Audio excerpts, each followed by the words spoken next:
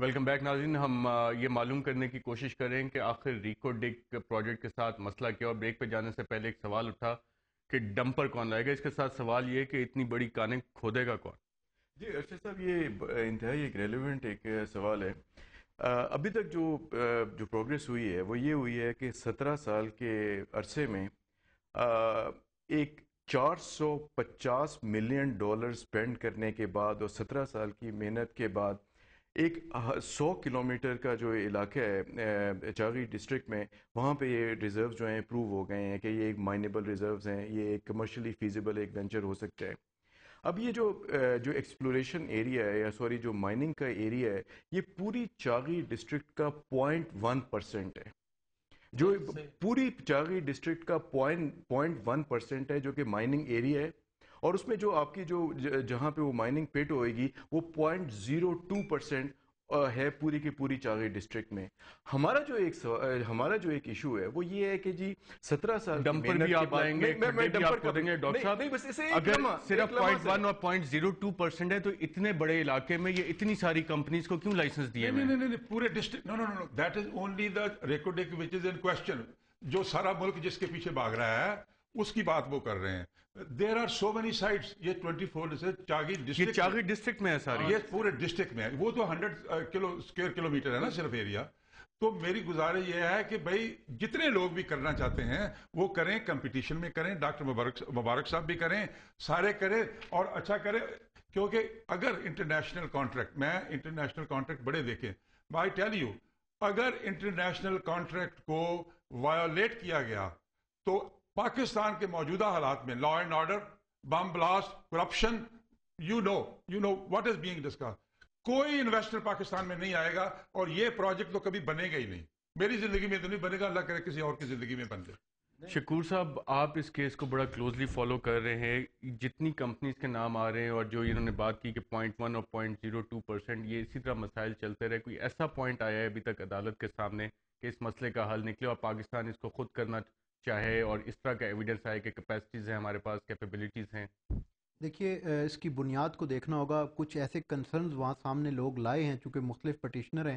اس میں ارشد صاحب اس کی بنیاد اگر آپ دیکھیں تو وہاں پر بھی کچھ اس طرح بھی ہوا کہ 93-94 میں اس معاہدے سے قبل بھی وہاں پر لوگ ڈرلنگ کرتے رہے اپنے طور پر، اور وہ ڈرلنگ چلتی رہی اور اس کے بعد یعنی چھانٹ پھٹک کے اس کے بعد انہوں نے ایسے محسوس ہوا یا ایسا لگ رہا تھا جیسے کہ بہت زیادہ آزادی دی گئی. اور ایک میں آپ کو بتاؤں جو اس کے پہلے پٹیشنر تھے مولوی عبداللہ کن کے وکیل بیرسٹر رضا کاظم جو ہیں، ان کے دلائل کافی مضبوط ہیں عدالت کے سامنے، اور ان کا یہی کہنا اس ہے کہ کے بہت دلائل ساری چیزیں مضبوط ہیں، وہ چھپائی تو گئی ہیں. عدالت فیصلہ کرے گی. سردار صاحب، نہ ڈمپر آپ کے پاس ہیں، نہ آپ کھڈے کھود سکتے ہیں. نہیں، یہ کس نے، یہ تو اصل یہی میں بات ہو رہی ہے جو مجھے سمجھ آئی ہے ایڈوکیٹ صاحب کی، ڈاکٹر صاحب کی بات سے یہی پتہ لگ اصل رہا میں ہے. ڈاکٹر صاحب نے جو ہے میرے خیال میں سائندک دیکھا ہی نہیں ہے. آپ سائندک جائیں گے تو یہ سب کچھ موجود ہے. ادھر سے اب آپ دیکھیں جو سائٹ ایریا سے آپ جو ہے اگر آپ اپنی جو ہے سمیلٹر لگائیں گے، آپ اپنی کچھ فرنس بڑی لگائیں گے. کامیاب سٹوری ہے. بس 17 بلین خرچ کیا ہے، پیسہ واپس نہیں آیا. بڑی نہیں کامیاب نہیں، سٹوری ہے. وہ 8 گھنٹے اس کی مائننگ ڈیلا ہے نا. ابھی بھی میں بولتا ہوں وہ 8 گھنٹے چلتی ہے، 16 گھنٹے جو ہے ویسا اس کی آگ کو زندہ رکھنے کے لیے فالتو ہے نا. آپ اس کا مال جو ہے 10 15 20 میل ہے، آپ وہاں لے جائیں نا، کون سی بڑی بات ہے؟ ارشد صاحب دیکھیں، کوئی بات نہیں. جو ڈمپر کی بات ہو رہی تھی وہ ٹھیک ہے، وہ مذاق بن گیا. مثال کے طور پہ لیکن وہ اتنا بھی مذاق نہیں ہے، کیونکہ وہ جو ڈمپر ہے، وہ ایک جو ڈمپر ہے اس کی قیمت $6 ملین ہے. آپ کو 56 ڈمپرز وہاں پہ چاہیے. اس کو وہاں سے زمین سے نکالنے کے لیے اور اس کو کمرشلی فیزیبل پروجیکٹ بنانے کے لیے آپ کو جو ایک کیپٹل انویسٹمنٹ کی ضرورت ہے وہ $3.3 بلین کی ہے. $3.3 بلین انویسٹ کرنے کے بعد اس کو ایک کمرشلی فیزیبل پروجیکٹ آپ کے طور پہ چلا سکتے ہیں. نمبر 1 جو آپ کو اس کی آپریٹنگ کاسٹ ہے وہ $2.2 بلین کی ہے. میننگ دیر بائی کہ پورے کا پورا پروجیکٹ چلانے کے لیے، اس کو زمین سے نکالنے کے لیے آپ کو $5 بلین چاہیے. اور اب تک پاکستان میں جو لارجسٹ فورن انویسٹمنٹ پاکستان کی تاریخ میں آئی ہے وہ ایٹی سلاد کی $2.6 بلین. سوال یہاں پہ یہ اٹھتا ہے کہ آپ بھی یہاں پہ اربوں ڈالر کی جو آپ بات کر رہے ہیں کہ جو انویسٹمنٹ چاہیے، اگر پاکستان یہ اربوں ڈالر انویسٹ کرتا ہے تو اس پہ منافع کتنا ہوگا؟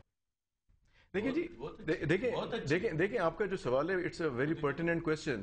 یہاں پہ یہ ہے کہ یہاں پہ جو حکومت بلوچستان، یہ بلوچستان کا ایک واحد ایسا پروجیکٹ ہے جہاں پہ حکومت بلوچستان کا 25% اونرشپ ہے.